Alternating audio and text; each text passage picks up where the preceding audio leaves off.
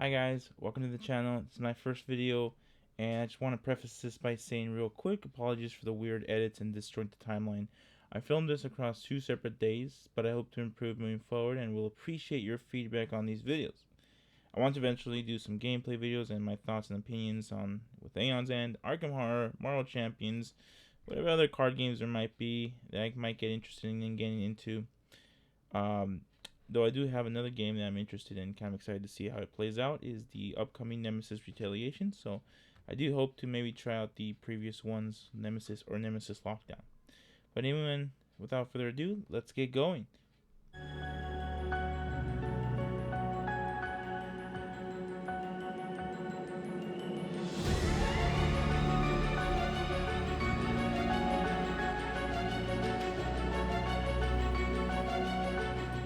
Alright, so this is a second take.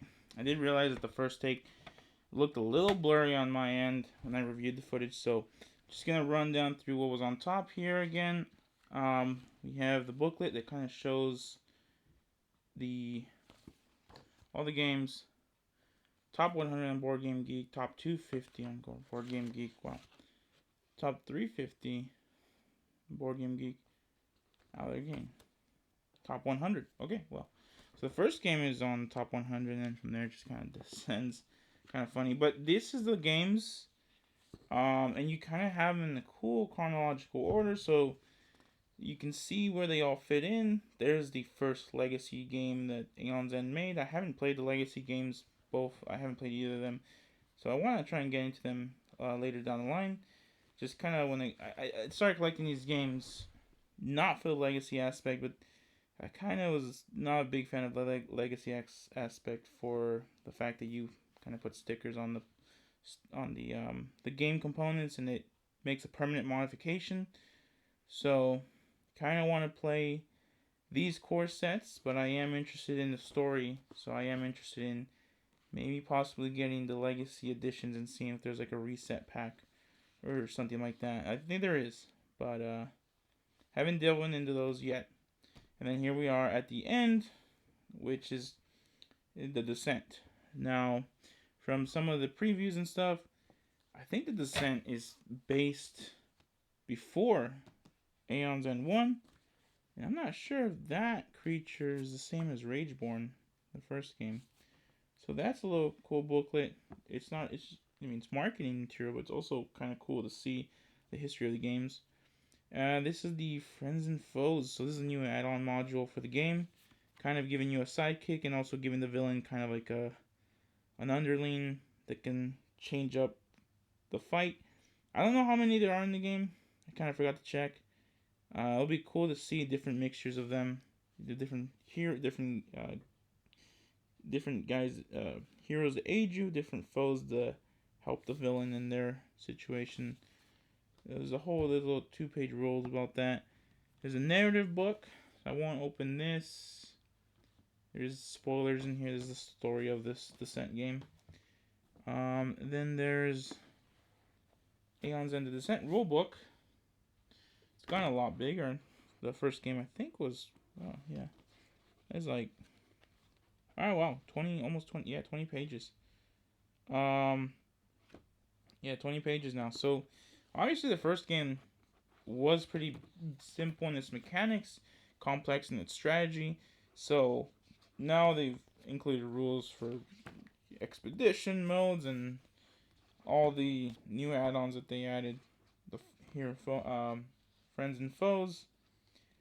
So that's kind of the new. I like this new artwork. Here's a kind of. They did the same thing. They kind of guide you through a first turn. There is. Let's see if there is. Usually when you open these, there it is. This is a end of expedition rulebook. So this is something you should read after you finish the expedition rulebook. This is the guide. So this is the one I'm talking about. That don't want to overlook it. It's kind of there to help you start your first game. So, yes, yeah, it has the starter components for you to get your first game rolling. Now, I think the fun part about this game is building out this section here, the market, that's what they call it, because you can choose what spells you want in there. You can choose what relics. You can choose what's the currency? Yeah, there's 1, 2, 3 currencies, and there's 4 spells, 2 relics. That's the main core of the game. It's kind of like building a class in video games, but you're doing this as a group. So, and then each individual mage has their own kind of abilities. So, see how it synergizes with each player overall. That's gonna be the market. This is an envelope. It's not gonna open that. Could be spoilerish. And then we have our punch out boards with our damage counters and something called the manifest token, which the manifest token for liaison. So I don't know. Looks like a it's like a character ability. We'll see right now who we open up, or if they're gonna be part of the breach mages that we can check out. If they're gonna be sealed in envelopes, we won't open those. Here is the elemental tokens. So now we got shield tokens, elemental tokens. So these are like status effects. Now you got your ether tokens, the nemesis tokens. Oh, your power. Oh wait, yeah, charge, power. I don't remember what power. I think power is new for this one. Remember. But then here we have a bag for those tokens we can put there. And here I'll just show you what is available to me and what's in the envelopes. We'll keep here. Won't move the envelopes. Yeah, looks like some of these dividers might have spoilers. So the envelopes, we'll put those aside. And we have our new, oh. Yeah, well, this is a lot darker. I think this is Gravehold. It's supposed to be. It's really dark dial. You can barely see it, but Gravehold looks a lot cleaner. And this is during the first age of Aeon's End. We have we have its own freeze token punch out. Separate from the other ones. Wonder why. The breaches, you get 16 of those for this, or you get more maybe. Might be 16 or might be more because of some of the mages that are in here. Let's see what we got here. Make sure I don't have anything that's spoilerish. This is, I think this is starting. Oh, these are some of the friends and foes. Okay. So I guess these are the starting ones. At least the ones that are part of, not the envelopes. I feel like some of these might be spoilers. I feel like some of these part of a different expansion. Well, I'll show you the ones that were in the rule book there. So there's a friends and foe here. We have kind of their abilities right there. They're gonna have their own deck and discard pile. I wonder how that's gonna work. I didn't read through the rules yet. And they have their own charge ability, so it's kind of like an extra player. It's gonna be cool. They're gonna be kind of buffing the enemies. And I played Marvel Champion, so I'm wondering if it's gonna be similar to that, where you have a modular set, where you have the base villain, you throw in the basic cards, and then you throw in a modular set to mix and match the villain variety. So I wonder if it's gonna work like that in some capacity. Well, there's even some story behind them. It's a little lore behind each of them. They got their own story behind there. So let's move those out of the way. Put them to the side here. And I will show you the Nemesis for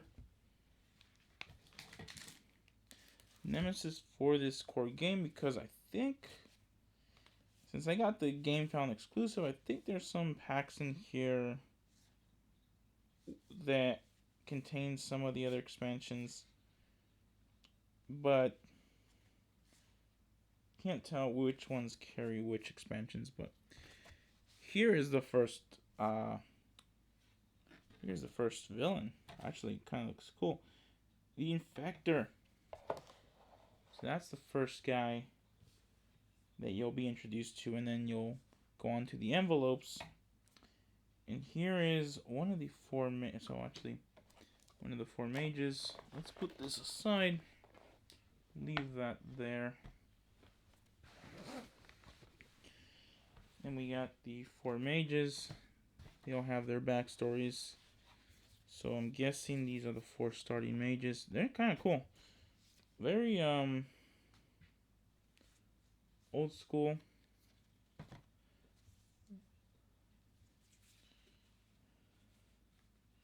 You got three mages. So I'm wondering, there's another. I think it's this one. Oh, yeah, of course, this is the one. So Brahma. This is basically the oldest mage in the Aeons End. So now we have her here at a much younger age. I think this is the one. Yeah. So then we have their complexity range in the back. We need a 5, 3, and wow, 5. Okay. 6. Okay, wow. Goes complexity. Alright, so I thought I wanted to see the sword guy. I think if I were to play this, I would definitely pick him. Wonder what the sword does. Have we seen... Oh, here we go. Lesion. Huntress. So... your main face. Okay. Manifest monstrosity. Activating your main face. Place the manifest token on your player mat so that it covers this ability and resolve its immediate effects. Oh, so that's its token goes with this character. Immediately resolve those effects with them. Okay. So let me get the table cleaned up for you real quick. Right. So now we've got the table cleaned up. I'm gonna take out some of the cards here. Get the I think this is from the Abyss expansion. Okay, so this is the Abyss expansion card right here. This looks to be the Cavern, so I'll put that there. It's the Abyss. More of the Abyss. These are Kickstarter promos. I don't know if they're from this game. Yeah, I think they are. Well, Kickstarter. Yeah, the Descent. Yeah, that is the Descent. That's Kickstarter promos. It's the Abyss. Keep that there. We have the Caverns again, so that's another Cavern one. And then the rest, which have these labels on them, seem to be part of the story. So these are probably the ones you don't want to open up. You want to go through the expedition booklet to see what happens. And there's some pretty big cards there. Stop back 4. And then the end. Wow. Okay. So this is what you get with the core box. And this is from the expansions and the Kickstarter exclusives. I need to figure out, because the expansion boxes didn't come here. They just kind of throw everything in there for you. I do remember that the New Age had the expansion boxes thrown in there. They were just kind of flat. But I don't see that in here, so they're kind of mixed in there. It's kind of hard to tell if what's a spoiler, what's not. But there's a quick look at the cards that you get. So this is what you'll get with the core box. Pretty big box cards.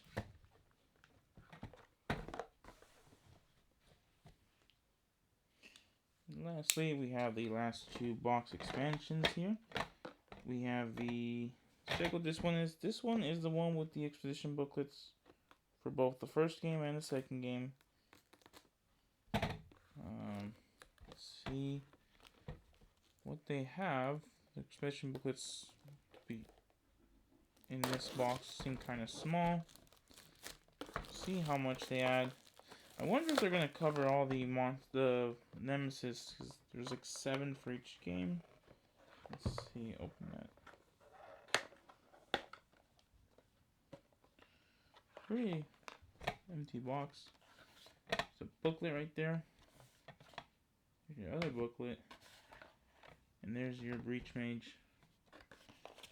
And you get his special Breach. And his starter. That is it for this box. I don't even think there might be room in the box for him. We'll see. And then these booklets, don't want to open them on camera just to avoid spoilers. Well, there's a fair amount of information here.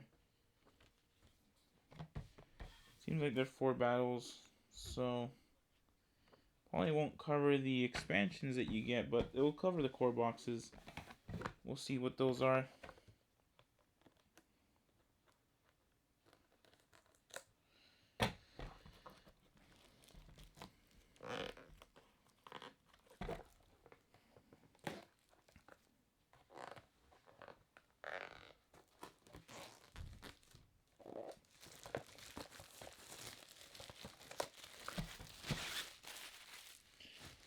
And then we got the accessories pack, which I think are just...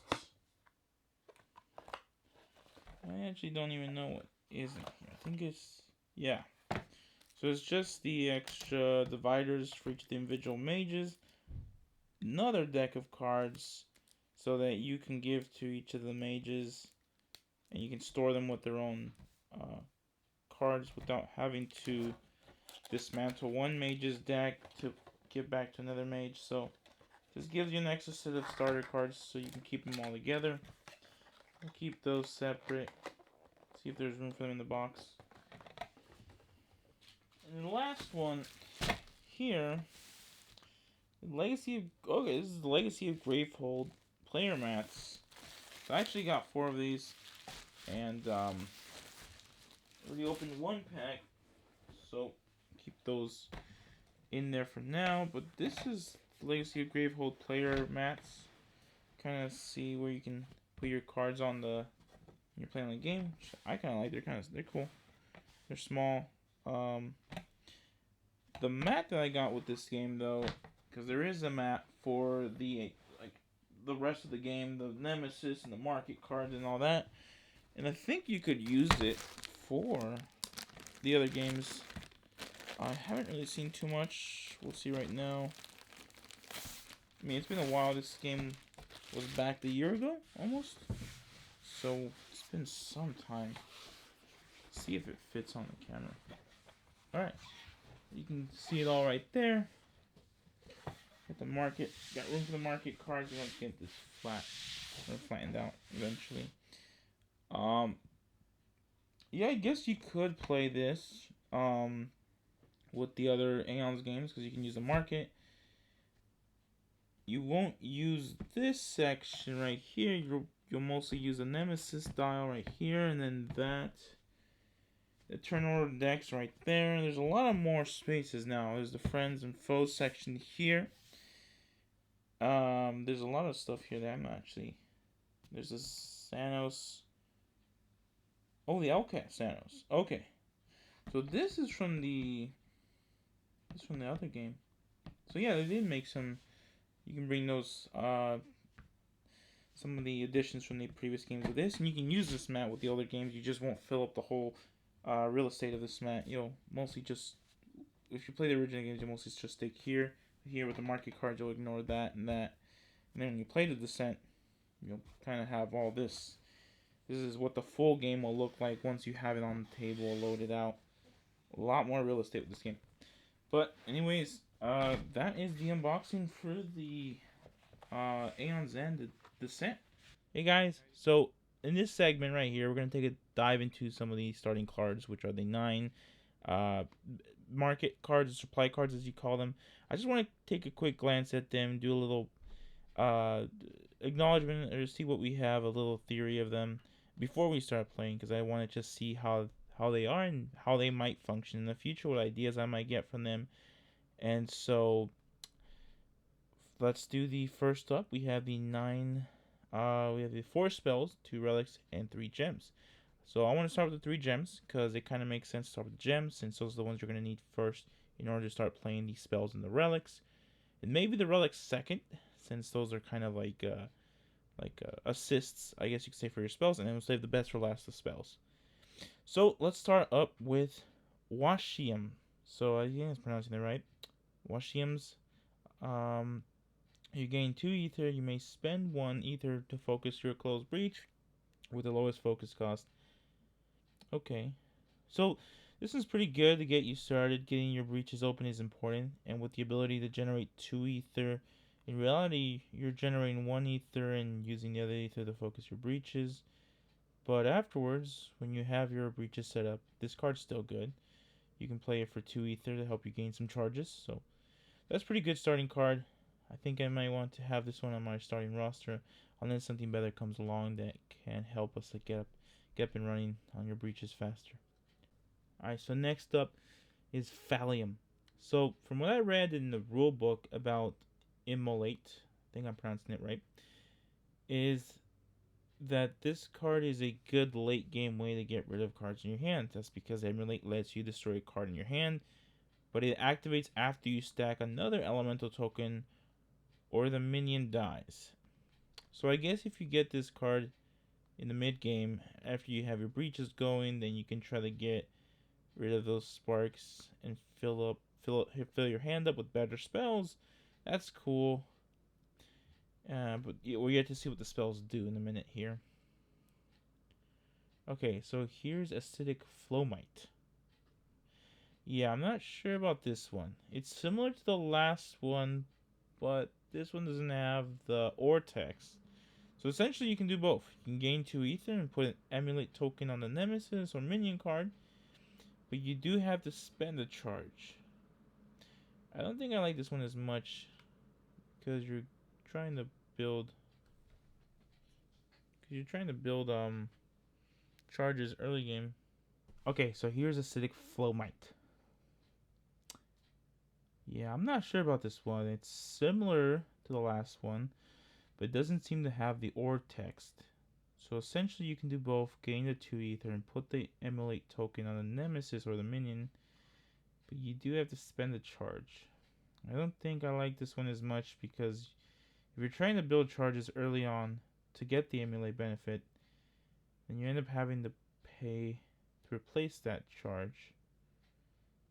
So what I mean is if you charge up your mage's player board, it costs 2 ether, and you have to spend it to get the Emulate effect on the enemy. You would have to replace that charge by playing 2 ether. Well, it's a little okay. This is a bit one. This is one of those cards that maybe playing the game, we'll see if it's good. Because I don't want to delve too much on this, but I'll think about it. Let's play it first, and then we'll test it out, see how it works. But that's an interesting one between this one and the last one. Alright, so those were the 3 gems. Here's our first of the 2 relics, Coruscating Mirror. So this one lets you play it when a minion is placed on the table to give it an Electrify token. Essentially meaning you can gain a charge once that token is triggered. Along with its secondary effect that lets an ally draw a card and gain an ether token. This one isn't too bad. The only thing I can see happen is it's clogging up your hand if no minions are coming out, and you could use that extra space to build up your prep spells or breaches.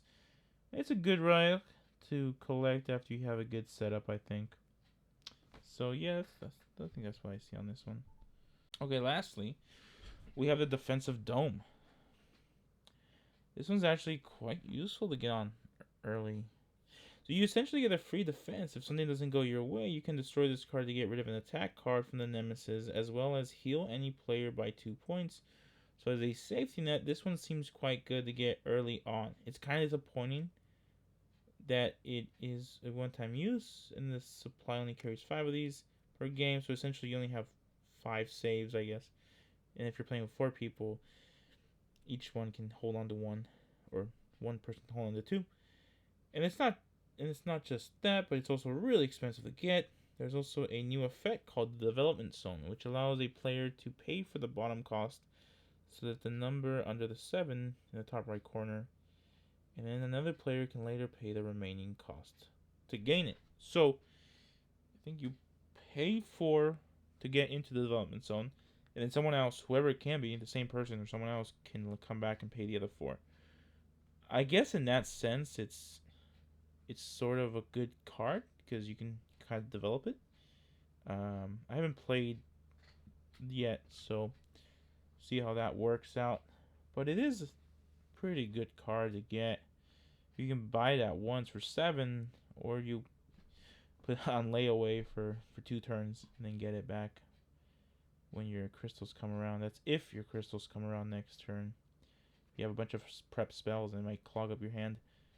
Okay, well, we'll see how this one plays. I do like this one. I'd rather have this relic over the other one as a safety net. This is more important, I guess, for some defense. So yeah, it's pretty cool.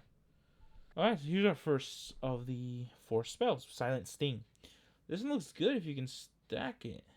Because if I have it understood correctly, I think the Venom token, if you place the first one, it won't affect. It won't take effect. But if you stack a second one, then both those tokens go off.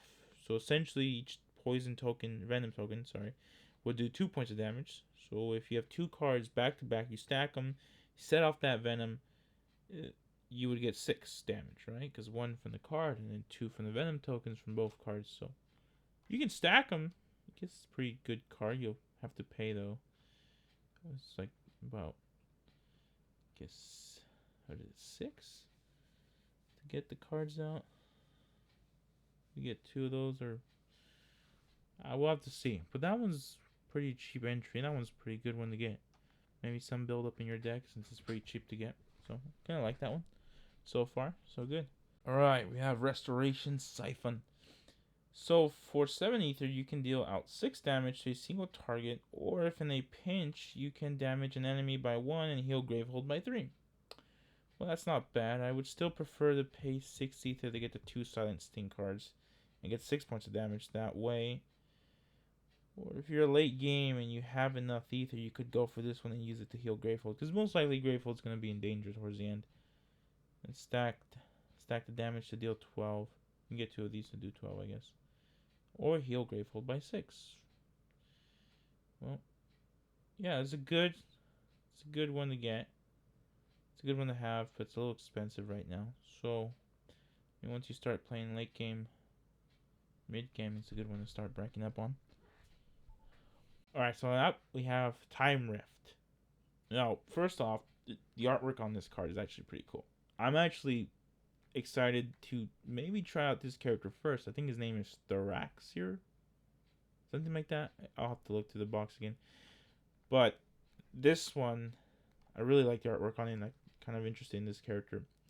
But anyways, for 5 ether, this card lets you dish out 4 points of damage and lets everyone look at their top card and choose to either keep it or move it down. This one's actually good because you can use it to kind of shift your deck around. You know, pull cards that you want first. So, yeah, I think it's a good one to have too. It's kind of like an assist spell. So yeah, I like it, this one. And lastly, we have Legacy Slayer. So this card's effects stay in play as long as it stays prepped, allowing players to gain charges when they gain a relic. And then casting it deals just 3 damage. This card doesn't really grab my attention. I mean, it's cheap at 4. It could be good starter spell to start fleshing out those sparks. I mean, this does a little bit more damage. But at the same time, you wouldn't want to cast it because then you would lose the effect. Unless you know when someone's going to buy a relic card, and I guess I don't know. I'm not really too big on this one, but we'll see how it plays. This is one of the other ones that I want to just test it, because how often are you going to be buying relics? You're mostly going to be buying spells. I don't really remember buying as many relics mostly just spells when I played Aeons End, the first game. So maybe we'll see. Maybe there's a round where like you guys will just kind of go and say, hey, we're gonna buy relics this round. So it's a good card if you guys plan it out as a team. So yeah, I guess that's my opinion on this one. I don't know. Gotta try it out. But there's a quick overlook on these cards. And here I'll show a quick overlook at the cards, the character playboards. This video is already dragging on long enough, so I just kind of want to get these to the table, try them out. So for now, I'll just kind of quickly look at them real quick. I'll do an analysis on them once I play the game and see how they play, and maybe just read through their abilities once I get the game out. Here's just a quick look at them. Overall, yeah, I'm excited to try this game. I'm excited to see any future games are coming out. I want to thank you guys for watching, and hope you guys can subscribe and keep on helping me out grow this channel up. Well, thank you so much. You guys have a good night.